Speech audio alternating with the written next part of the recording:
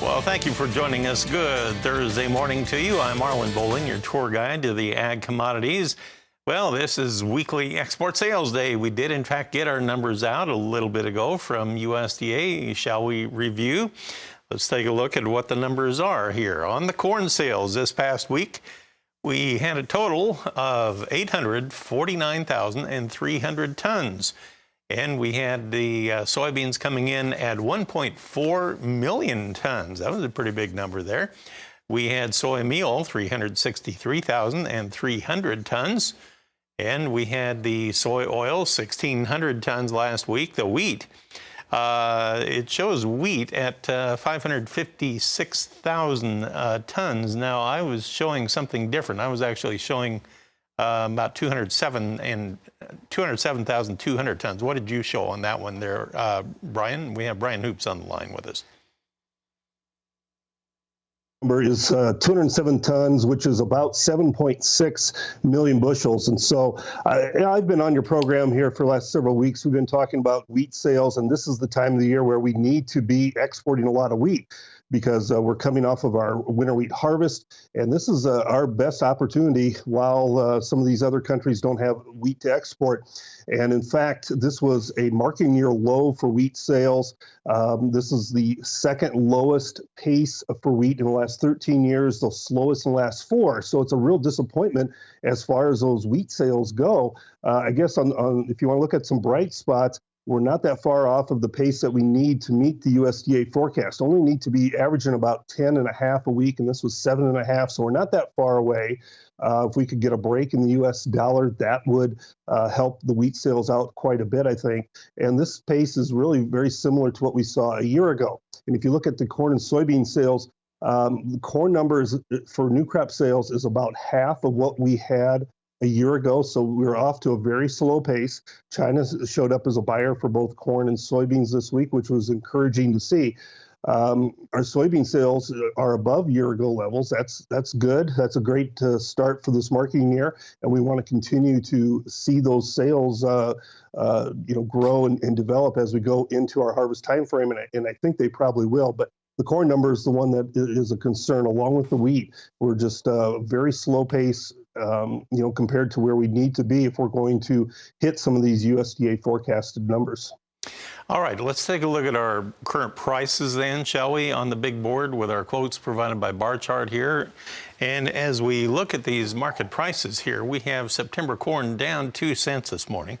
We're at $6.13 per bushel. You have December down 2.5. We're at $6.09.5. If you look at the soybean trade here in the early going, or I should say the end of Globex in early morning hours, you have the September up 2 cents, but you had November going down 4 at $13.86. So a little bit of spread activity perhaps taking place here in the soybeans. On the wheat market, now here, and Brian was just talking about how the exports were kind of disappointing on the wheat. September Chicago wheat dropping another 15 cents overnight. We were at $7.48 Kansas City wheat has also been weak in the knees here. September down 18.5 at $8.32.5. In the Minneapolis spring wheat market, we're down with double-digit losses there too. September was down 13.75 at $8.69.75. And that cotton market that had been on fire for so long and it sold off hard yesterday, well, it seemed to stabilize overnight, and December was up 53 points at 114.11 at last check. Let's look at the grain side. We had numbers for export activity on beef and pork, too, and we'll talk about that with Brian Hoops in just a moment. Well, we're talking with Brian Hoops of Midwest Market Solutions. Now, we want to cover the beef and pork export activity for last week. And, Brian, let's take a look at these here. This is kind of intriguing, especially when you dive into them a little bit deeper. On the beef side, we had a total of 19,000 tons. Of that, we had 18,900 tons earmarked for this calendar year. We had a whopping 100 tons earmarked for 2023 for Japan. That's a very small boatload. Anyway, a total of 19,000 tons on the beef side. Now, that total was 29% higher than the week before. However, you get to the pork side, and we had only 13,600 tons reported sold last week. That was down 37% from what we had the week before. And I see where the key buyer on pork was Mexico. They bought 7,100 tons, and China shows up as a big zero. They didn't buy any last week. That could be a bit of a concern. These pork sales have been running like around 30,000 tons here recently, up until this week. Kind of slammed on the brakes there, Brian. Yeah, you're absolutely right, Marlon. I think it's a concern for the trade that China was absent from buying U.S. pork this last week, with Mexico the biggest buyer. The new crop shipments were pretty decent, though, 25.6 million tons. So that's similar to the 30,000 metric tons of sales that you mentioned over the last several weeks. So our shipments are still pretty decent. It's just the lack of near-term demand.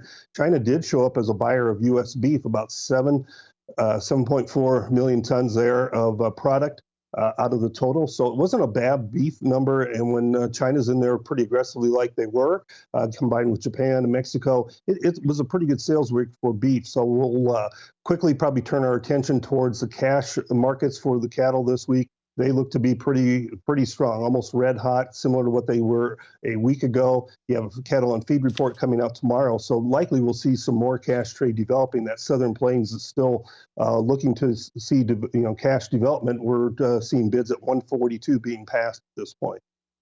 All right. Now, what about the trends on the wholesale side, on the beef and the pork? What are you seeing happening this week?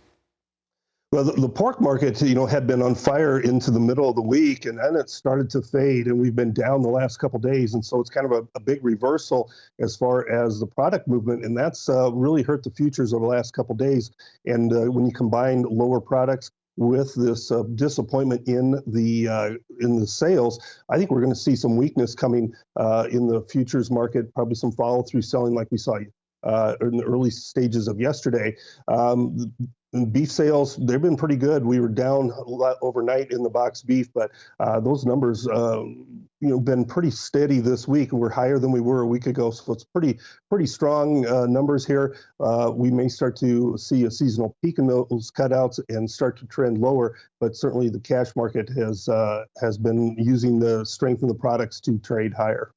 October live cattle closed 17 higher yesterday at 145.85 on the feeders.